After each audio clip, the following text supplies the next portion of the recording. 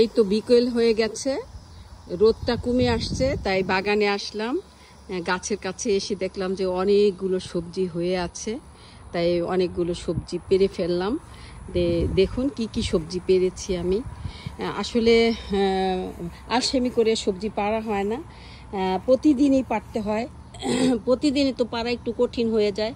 এই যে বরবটি পেরেছি, তারপরে হলো বড় টমেটো, চেরি টমেটো, 12 মাসের শিম, দুন্দুল, তারপর হলো চিচিঙ্গা, করল্লা, তারপর ঢেঁড়স, এগুলো সবই পেরেছি আলহামদুলিল্লাহ। আসলে খাওয়ার চেয়ে দেখাই অনেক সুন্দর, আমার খুবই শখ, দেখতে খুবই ভালো লাগে। তাই আমি আসলে এই যে সবজি বাগান করতে খুবই পছন্দ করি। সব সময় আমি সবজি বাগান করি, আর আমার বাগান করাটা একটা নেশা। আলহামদুলিল্লাহ, অনেক সুন্দর আলহামদুলিল্লাহ।